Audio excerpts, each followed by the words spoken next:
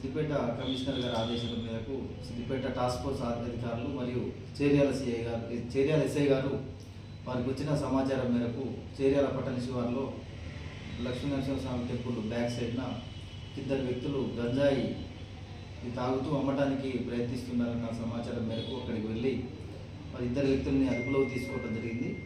బొడ్డు చందు ఇతని చేర్యాల ముండిచింతల మరియు పొన్నబోయిన పవన్ సుంచనకోట గ్రామస్తులు. వీరిద్దరు కూడా అదుపులో తీసుకుని విచారిస్తే వాళ్ళ దగ్గర ఒక 420 గ్రాముల ఎండు గంజాయి వాళ్ళ దగ్గర నుంచి స్వాధీనం చేసుకునేది.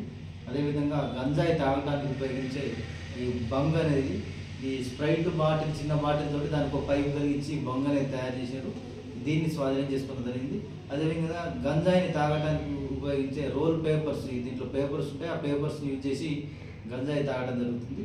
అదేవిధంగా వాళ్ళు ఈ నేరం చేయడానికి ఉపయోగించినటువంటి 2 మొబైల్ ఫోన్స్ని స్వాధీనం చేసుకోవడం జరిగింది.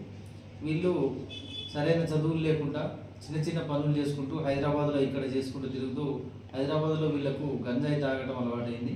ఆ క్రమంలో ఈ మధ్య వీళ్ళు బీదర్ వెళ్ళి అక్కడి నుంచి గంజాయి కొనుక్కొని వచ్చి ఇక్కడ తాగుతూ ఇతరులకు అమ్మటానికి ప్రయత్నం చేసే క్రమంలో పట్టుకోవడం జరిగింది. వీళ్ళ మీద ఎన్డీపీఎస్ చట్టం ప్రకారంగా కేసు నమోదు చేసి తదుపరి చర్యల గురించి కోర్టు ముందు ప్రవేశపెట్టడం జరుగుతుంది.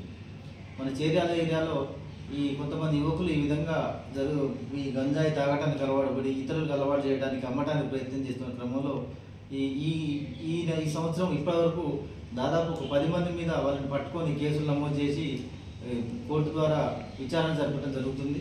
తల్లిదండ్రులు తప్పకుండా పిల్లలపై వాళ్ళ ప్రవర్తన మీద దృష్టి పెట్టండి.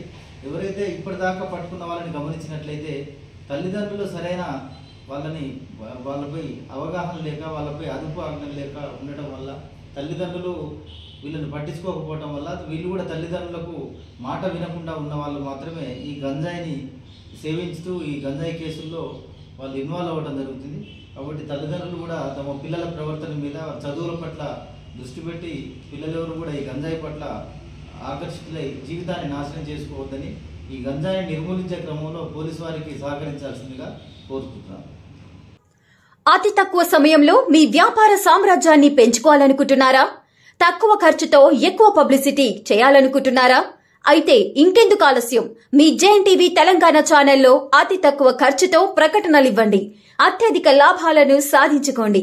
వ్యాపార, వాణిజ్య, పాఠశాలలు, వైద్యశాలలు, హోటళ్లు, వస్త్ర దుకాణాలు, అన్ని రకాల వ్యాపార ప్రకటనల కొరకు సంప్రదించండి.